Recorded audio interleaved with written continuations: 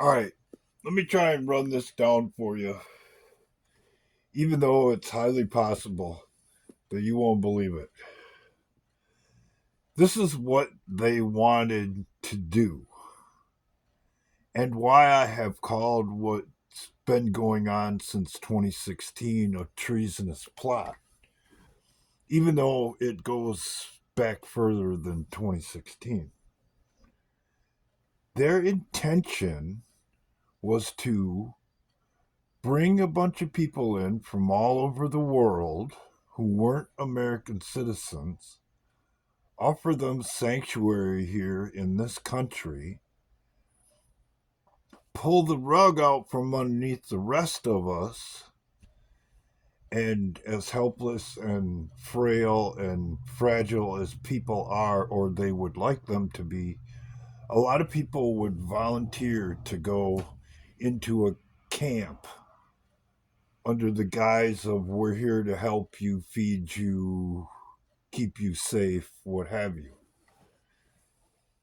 Now, bear in mind, your replacement is already here. So, what do you think would happen while you're at their camp? Same thing that's happened in history before. Because they don't need you, and they've already proven through their actions, words, and deeds that they certainly don't want you or care about you. So, what do you think they're going to do with you?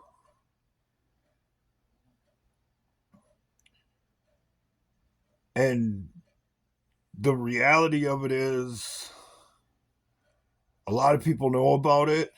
A lot of people have laughed at it or what have you throughout the years, but they really planned on doing it.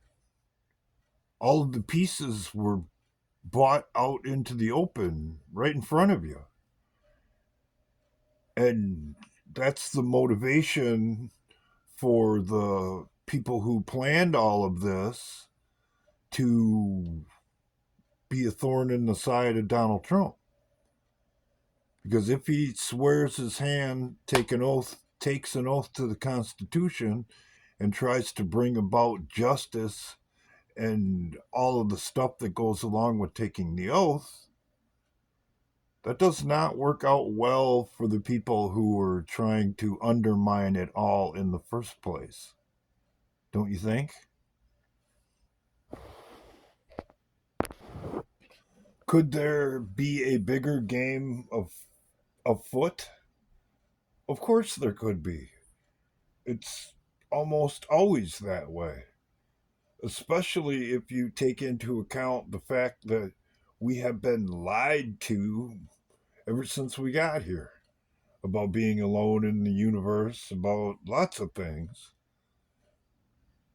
when it's in their best interest to keep all that under wraps. I mean, I can tell you why they went with the narrative we're alone in the universe.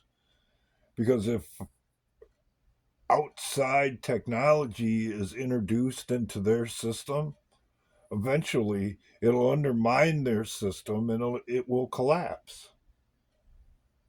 There's all kinds of examples of that throughout all of our industrial history. Take gas, for example. I don't think that it was necessary that we be driving around on dead dinosaurs to get where we need to go when there were plenty of alternatives available. As a matter of fact, it's starting to look like hydrogen is an old technology that they don't want us to know about or look into, because then we won't have to go back to their gas pump and buy their freaking gas. And you can tie that together with the alien thing. If it comes down that free energy is actually a possibility, well, the power companies aren't going to like that. The transportation companies aren't going to like that, and so forth and so on. So, of course, they're going to try to keep us in the dark as much as they can. Our job in all of this is to demand transparency.